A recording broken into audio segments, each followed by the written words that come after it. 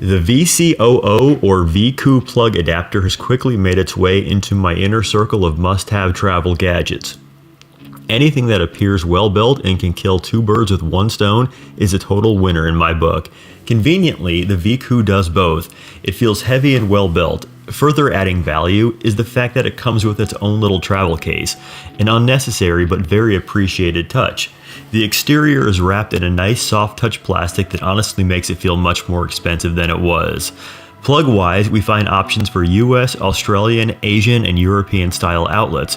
You'll be hard-pressed to find a receptacle this thing doesn't work on. Worth noting is the fact that this is not a voltage adapter. Consequently, only dual voltage things like chargers should be used. Unlike my previous travel plug adapter that this was purchased to replace, the individual plugs fully lock into place.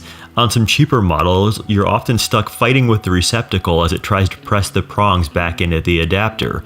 Not so here. In addition to adapting the plug geometry, the VCOO contains a built-in 4-port USB charger. This is a fantastic addition to the product and allows me to leave one more thing at home. Whenever traveling, space is always a concern. Nicely, the plug has a power light to indicate the outlet is active. While not so common in the US, switched outlets and sketchy distribution grids are everywhere overseas. You'd be quite upset to plug in your iPhone only to wake up the next morning and realize it hasn't charged. Charging amperage is 3.5 amps total. When I had just my iPad plugged in, it went from 32 to 68% battery in about an hour. This is roughly what I'd get from the stock charger. I consider this an excellent result.